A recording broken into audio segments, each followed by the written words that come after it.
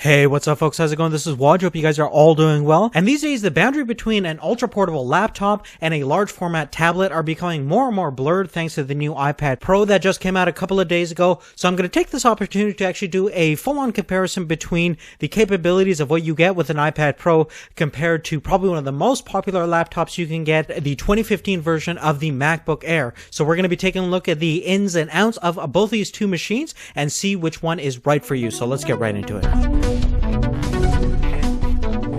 Now, from a price perspective, if you get the base model of the iPad Pro, it is going to cost you a little bit less than what you would get with the base model of the 13-inch version of the MacBook Air, which retails for around $1,000. But you do have to keep in mind that the pencil and indeed the keyboard is not included in the price. When you get the iPad Pro, they're separate purchases, and if you choose to get the pencil and the Apple keyboard for the iPad Pro, it's going to altogether cost you an extra $270 on top of your $800 price tag. So that brings it very close to what the stock version of the MacBook Air costs. Now, as you can see, I actually don't have the iPad Pro keyboard. I'm actually using a keyboard made by Logitech, which I think is a little bit better, even though it's a little bit thicker and more sturdy than the official keyboard, but it's a lot better in terms of typing because it's a lot more rigid. You have a decent amount of key travel, and it's a very conventional layout. In terms of the keyboard configuration, it's also LED backlit, just like the keyboard we find on the MacBook Air. Now, ergonomically, if you do a lot of typing, you are going to definitely prefer the keyboard on the MacBook Air. It is slightly larger than the Logitech keyboard for the iPad Pro. Additionally, you also have probably one of the best trackpads in the business. Although it's not the Force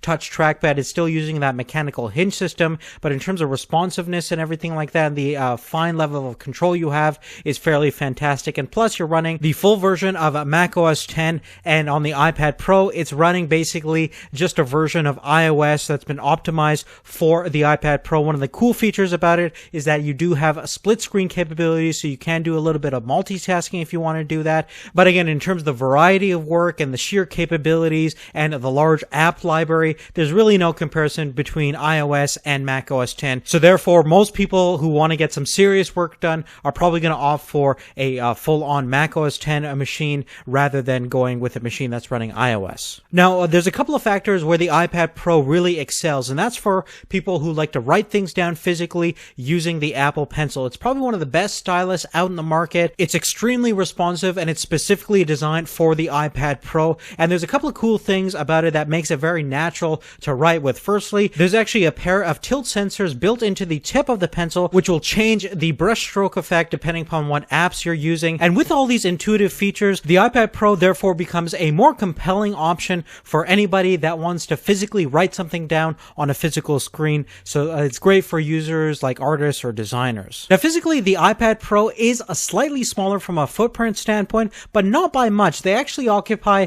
more or less the same amount of space. And in terms of weight and thickness, the iPad is very impressively thin, only measuring about 6.9 millimeters and weighing just around 713 grams for the Wi-Fi version, versus the 13-inch MacBook measures about 3 millimeters by 17 millimeters in terms of its thickness. And in terms of weight, it's quite a bit heavier, almost twice the weight at 1.35 kilograms. Now, in terms of connectivity options, you're very limited on the iPad Pro. Basically, you have a headphone jack and a lightning cable for data transferring and indeed charging. Now, on the Air, you pretty much have all the essential connectivity you'll ever need. You have Thunderbolt 2.0 connection, 2 USB 3.0 connection, as well as an SD card slot. On the camera department, the iPad Pro completely destroys the MacBook. The MacBook's been using the same old 720p FaceTime camera for years. We have 8 megapixel stills and 1080p video at the rear-facing camera on the iPad Pro, and indeed we have the same kind of 720p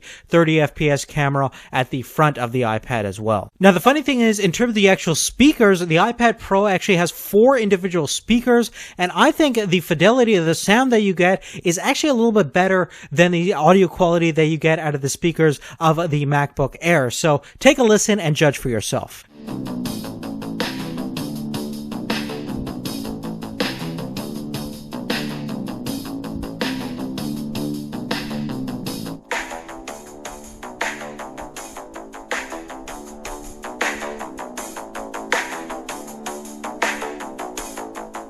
Now moving on, let's talk about the displays on both these two devices. Now obviously in terms of resolution and overall capabilities, the iPad Pro completely wipes the floor with the MacBook Air. That's probably one of the weakest parts of the MacBook Air. In terms of actual resolution, you're looking at 2732 by 2048 on the iPad Pro. It also has a PPI count of 264. The 13.3-inch MacBook Pro has a native resolution of 1440 by 900, and that has a PPI count of only 128.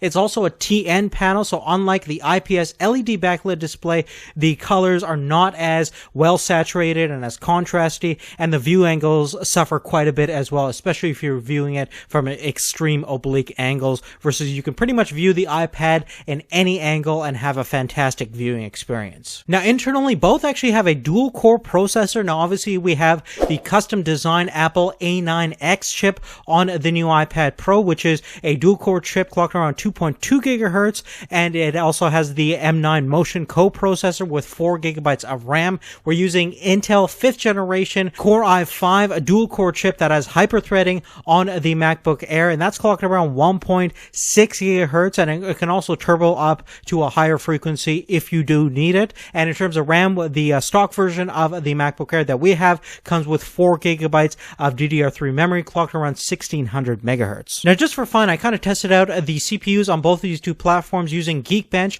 and as you can see, they're actually quite similar. In terms of the actual single core processing, the Apple A9X chip actually beats the Intel Core i5 chip that we have on the Air by 3200 points, versus we're scoring under 3000 points on the Air. But in terms of the multi-core processing, the i5 is faster, scoring over 5800 points versus 5400 points on the iPad Pro. Now, the last thing that we're going to talk about is battery performance. In terms of capacity itself, the iPad Pro comes with a 38.5 watt-hour lithium polymer battery, versus you're looking at about 54 watt-hour on the 13-inch version of the MacBook Air. And in terms of testing them both out, I just did our standard video loop test, played a video on both devices, had the Wi-Fi off, and just had the screen brightness to about 50%. And here are the results over here. One of the best things about the MacBook Air is that battery performance is absolutely insane. It's well illustrated over here, getting over 13 hours 41 minutes, almost 14 hours of a battery life,